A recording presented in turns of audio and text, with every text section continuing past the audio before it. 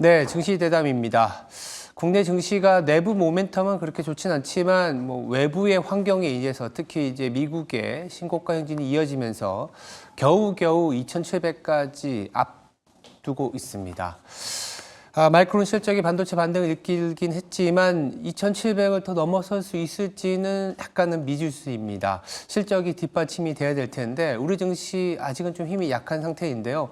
차트를 보면서 좀 말씀을 드려보면 보시는 차트는 이제 코스피의 영업이익 추이입니다.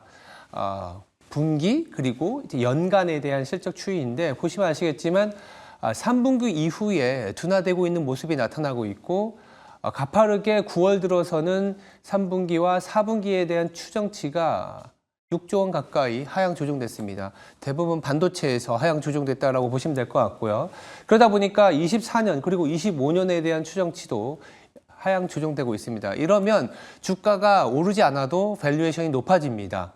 왜? 이익이 하향 조정되기 때문인데요. 근데 이제 이렇게 이익이 하향 조정되는 상황에서 주가가 오르다 보면 밸류에이션 부담이 높아진다 얘기가 나올 수 있습니다. 물론 이 판단을 하기가 좀 어려울 수 있습니다. 이렇게 이익이 하향 조정되는 부분을 미리 주가가 선조정 받았다라는 이견도 있을 수 있고요. 그러다 보니까 이제 10월부터 시작되는 실적 시즌에서 이렇게 하향 조정되었던 부분들이 좀 마무리되고 앞으로는 마이크론 실적이 보여준 것처럼 그리고 미국이 신고가를 기록하고 있는 것처럼 그리고 중국이 부양책을 내주었기 때문에 하향 조정이 마무리되고 조금은 리바운드가 나올 수 있다는 시각이 된다면 우리 증시 2,700이 아니라 2,800 그리고 내년에 넘어가면 또 2,900까지도 바라볼 수 있을 텐데 그게 아니라 이 하향 조정이 국내적인 요인 더불어서 반도체 피크아웃이 여전히 우려가 된다 그러면 2,700을 넘지 못하는 선에서 또 우리 증시는 리바운드가 끝날 수도 있습니다. 상당히 중요한 시점이기 때문에 증시 대담에서 잘 다뤄보도록 하겠고요. 따라서 미국과 한국의 실적 흐름, 이에 따르는 대응 전략 자세히 좀 다뤄보도록 하겠습니다. 증시 대담 지금 바로 시작해 보겠습니다.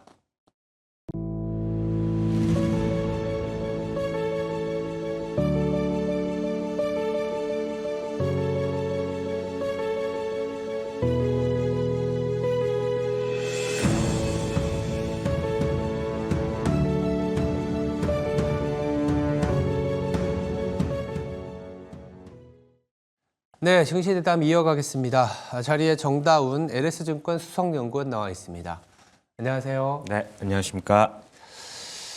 미국 어제도 올랐습니다. 신고가 행진을 이어가고 있기 때문에 분위기가 좋은 건 맞지만 신고가가 계속 이어질 수 있을 만한 상황이냐라는 우려도 좀 있습니다. 미국의 신고가 계속 이어질까요?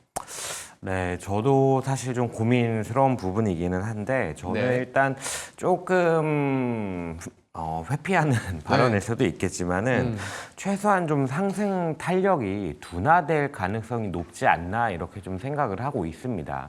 앞에서도 뭐 얘기를 해주신 것처럼 이제 주가가 올라서면서 실적에 대한 부분들이 기대했던 것만큼 올라서 주는지 이런 부분들을 좀 체크해야 되지 않나라고 일단은 좀 생각을 하고 있고요. 그와 더불어서 이제 과거 주가 흐름만으로 놓고 본다라고 하면은 S&P 500이 신고가를 갱신한 이후에 주가 흐름이 어땠냐라고 살펴보면은 일반적으로 상승 추세가 이어지는 부분들은 확인이 됩니다. 다만 한 2주 정도는 상승할 가능성이 조금 높기는 합니다만 그 이외의 모든 기간들을 놓고 봤을 때 상승 폭은 이전 이외의 다른 모든 기간에 비해서 약간은 좀 낮은 모습을 보이고 있기 때문에 이런 모습을 감안을 한다면 주가에 대한 상승 가능성은 단기적으로는 조금 높다라고 할 수 있지만 상승폭 자체는 약간은 낮을 수 있지 않을까 이렇게 좀 정리를 하고 있고요. 다만 이제 뭐 이런 부분들이 주가의 하락 요인, 폭락 요인으로 이어질 거냐라고 했을 때 그렇지는 않다라고 생각을 하는 게 어찌되었건 그렇게 기대해왔던 금리 인하 사이클이 시작이 됐고 이런 부분들로 인해서 소위 말하는 약한 고리들이 무언가 붕괴할 만한 가능성은 좀 낮아졌다라고 평가가 되고 있고 이런 부분들이 주가에 좀 반영이 될 거다라고 좀 생각을 하고 있습니다. 그러다 보니까 약간 실적이라든지 이익 성장이라든지 이런 부분에 있어서 유리한 종목들이 조금은 나을 수 있다라고 생각을 하고 있고, 그런 종목들이 아마도 빅테크라든지 뭐 AI 관련주가 되지 않을까 이렇게 생각을 하고 있습니다. 신고가 뭐 부담스럽긴 하지만 추세는 좀 이어질 수 있다. 다만 이제 탄력이 좀 둔화될 수 있는 부분. 공교롭게도 이제 다음 주면은 실적 시즌이 본격화된 10월이다 보니까 실적에 대한 고민들을 많이 할 것 같아요. 매크로가 이제는 좀 시장에 충격을 주는 단계에 넘어가는 것 같고, 그러면 이제 본격적으로 실적 시즌에 대한 기대치가 높아져야 되는데, 현재 실적 시즌에 대한 기대는 어떤 이게 뒷받침이 될까요? 제 생각에는 실적에 대한 부분이 주가의 상방을 약간은 제약하는 요인이 되지 않을까 이렇게 좀 생각을 하고 조금 있습니다. 제한한다. 예, 원래는 더 올라갈 수 있을 만하고, 만약에 실적이 긍정적인 흐름을 보인다라고 하면은 이 상승 탄력이 더 탄력적으로 올라갈 수 있을 텐데, 그러기에는 조금 힘들지 않나라고 좀 생각을 하고 있습니다. 당초에 이제 분기별로 S&P 500의 실적들을 살펴보면요, 23년 2분기를 저점으로 해서 상승 추세를 이어나가고, 지난 2분기부터 올해 2분기부터는 사상 최대 실적에 가깝게 실적들이 발표가 되는 부분들, 그리고 3분기, 4분기에도 이러한 성장 흐름이 이어지는 그림들을 기대를 해왔었는데, 3분기에 대한 전망치가 가파르게 좀 하향이 되고 있습니다. 그림에서 보이다시피 2분기 실적 같은 경우는 8월, 7월에서 8월 정도, 그러니까 실적 시즌이 개막이 되고 실적 발표가 이루어지면서 2분기는 컨센서스보다 높은 실적이 발표되는 모습이 확인이 됐는데, 그 와중에 3분기와 4분기에 대해서는 자신감이 상당히 낮아지는 모습을 보였습니다. 이런 부분들을 감안을 해보면은 3, 4분기 그리고 특히나 3분기 같은 경우는 실적이 기대치가 낮아졌기 때문에 기대치에는 충분히 좀 충족을 하겠지만은 주가가 상승하는 요인이 될 수 있을까라고 했을 때 그러기는 조금 힘들지 않나라고 생각을 하고 있고요.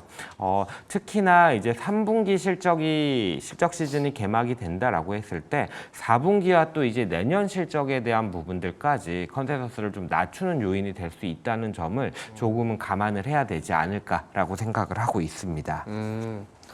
사실 미국 같은 경우에도 M7 위주로 시장이 올라왔고, 이익도 M7 중심으로 강한 상승을 보이다가 올해 중반부터는 이 M7의 이익 자체 레벨은 뭐 그렇게 부러지지 않는다 하더라도 모멘텀이 둔화된다는 거는 다들 이제 전망은 했잖아요.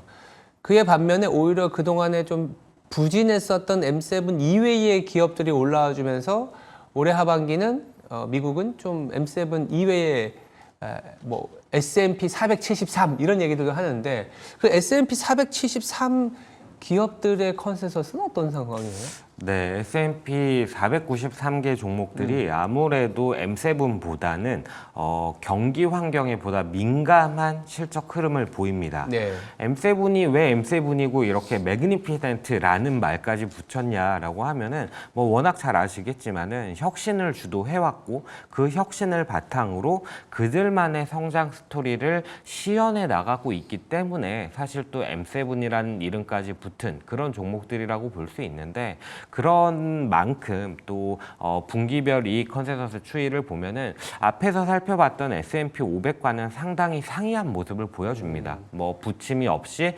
꾸준히 우상향을 하는 모습이고, 더불어서 분기별 이익 증가율을 봤을 때 약간 모멘텀이 둔화되는 모습들이 3분기에 좀 나타나긴 합니다. 다만 이제 4분기에 엔비디아 블랙엘이 좀 본격적으로 출하가 되는 부분들을 반영을 해서 3분기에는 좀 낮아지지만 4분기에 다시 또 올라서는 이런 모습들을 예상을 하고 있는 상황입니다.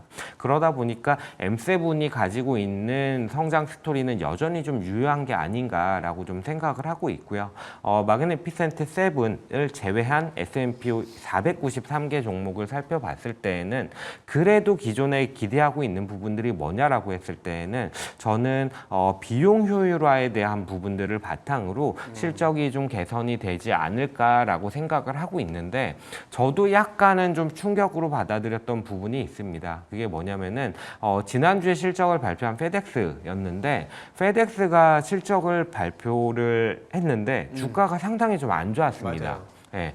단기 실적 같은 경우도 컨센에 미달하는 모습을 보이고 가이던스 역시도 하향하는 컨센서스에 못 미치는 모습을 보였기 때문에 주가가 이렇게 부진했는데 주지해야 될 부분은 페덱스가 이미 일찌감치 비용 효율화에 대한 부분을 강조해왔던 종목이다라는 부분, 그리고 두 번째로는 페덱스 같은 경우에는 운송 업종이고 그러다 보니까 경기 환경을 상당히 좀 잘 보여주는 종목으로 이미 많이들 알고 계신 그런 종목이다라는 부분입니다. 아직까지 가능성은 좀 제한적이다라고 생각을 합니다만은 페덱스 같은 실적, 그러니까 비용이 올라서고 수요가 둔화되면서 비용 효율화로 통제할 수 없는 실적 환경에 놓인다라는 부분이 지배적인 환경이 된다라고 하는 게 저는 좀 가장 최악의 시나리오이지 않을까라고 생각을 하는데, 이런 부분들은 좀 가능성이 낮다라고 평가를 하고 있고, 과연 이런 부분들이 확인이 되는지 이게 좀 이번 실적 시즌의 관건이지 않을까라고 생각을 하고 있고요. 그러다 보니까 S&P 493보다는 M7 종목들이 그래도 좀 더 나은 선택지가 되는 실적 시즌이 되지 않을까, 이렇게 좀 바라보고 있습니다. 당초에 기대했었던 거는 이제 금리 인하 시기에 맞물려서 M7 주도의 이익 성장뿐만이 아니라 나머지 기업들도 좀 올라와 줘야 된다, 이런 기대가 있었는데, 페덱스라든지 좀 선행성을 갖고 있는 기업들의 실적을 보니까 아직은 좀 시간이 필요하거나 조금은 부진하다. 오히려 그렇게 우려하던 M7은 여전히 견고하다, 뭐 이런 분위기인 것 같습니다. 미국 같은 경우에는 여전히 M7 중심의 어떤 이익 성장과 시장 상승이 그래도 나타나고 있다라고 보시면 될 것 같은데, 문제는 또 우리나라이지 않습니까? 우리나라의 그리고 코스피의 이익을 좀 잘 살펴봐야 되는데, 저도 이제 프리뷰에서 보여드린 것처럼 이익이 빠르게 하향 조정되고 있거든요.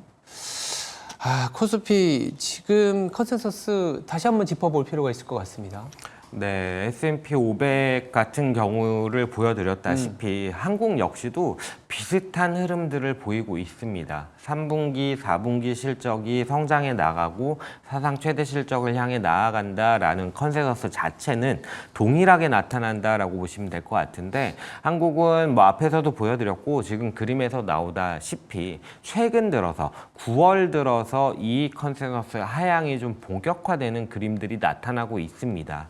그만큼 컨센서스가 약간은 뒤늦게 움직였다라고도 좀 얘기를 드릴 수가 있고, 그만큼 또 한편으로는 상반기 실적 같은 경우가 워낙 기대했던 것보다 더 잘 나오는 모습을 보이면서 기대를 좀 더 강하게 가져갔던 부분들이 있다라고 좀 보시면 될 것 같아요. 그래서 8월 중순 정도, 중하순 정도를 컨센서스 고점으로 해서 9월 들어서 좀 가파르게 하향이 되는 모습인데, 업종별로 살펴보면은 상반기까지 이때까지 좀 이 컨센서스 상승을 주도해왔던 반도체가 이렇게 컨센서스를 다시 좀 끌어내리는데 가장 좀 크게 기여를 하고 있는 모습이고요.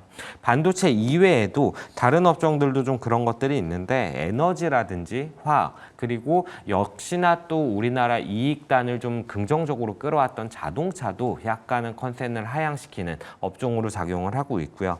반면에 이제 소프트웨어라든지 비철 목재, 디스플레이 같은 업종들은 그래도 컨센서스 상승이 나타나고 있는 부분이다라고 보시면 될 것 같습니다.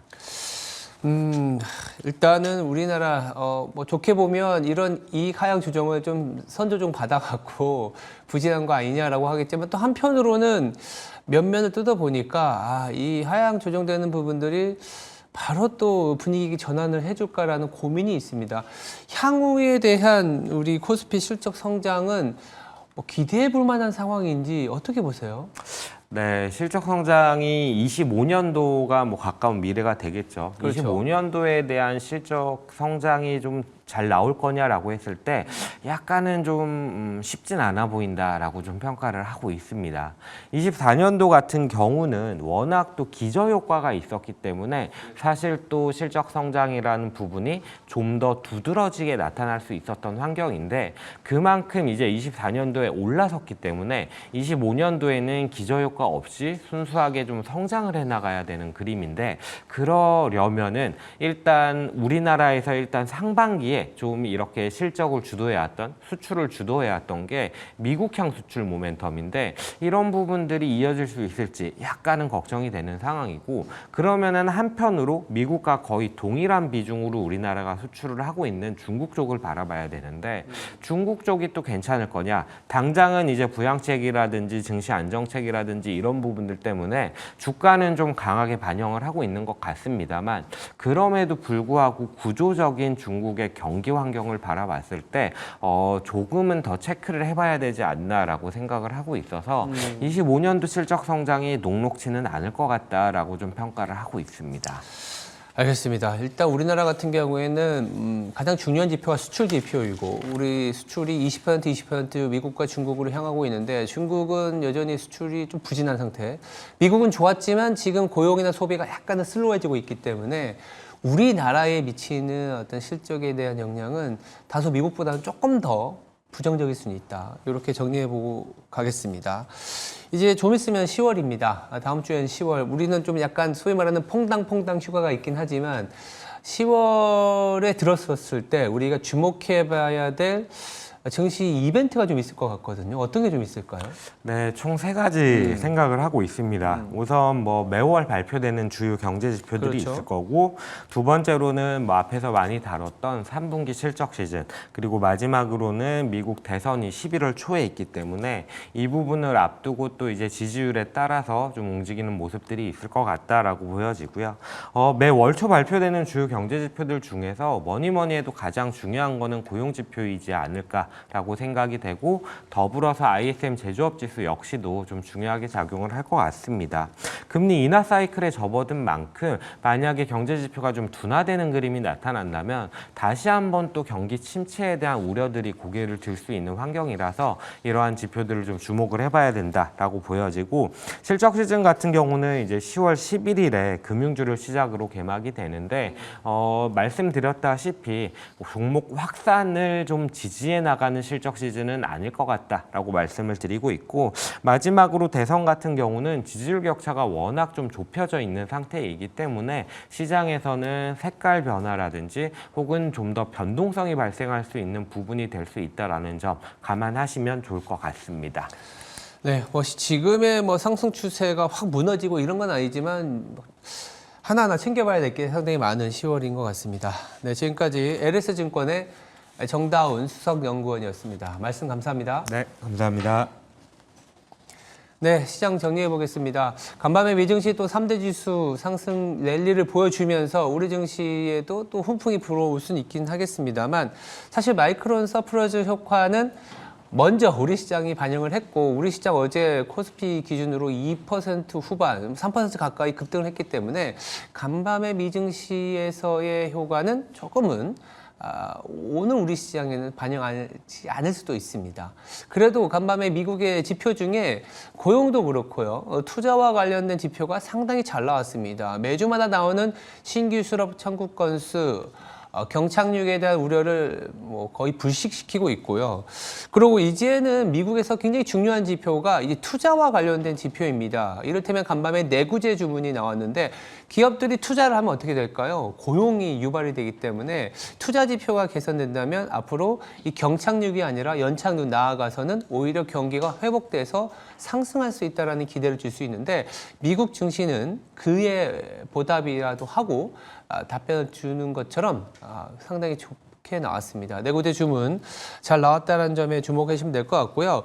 우리 시장 2,700을 앞두고 있습니다. 빠르게 돌파했으면 좋겠지만 저희가 증시대담에서 다뤄보니까 이익이 조금은 둔화되는 사이클이 더 진행이 될 수 있다.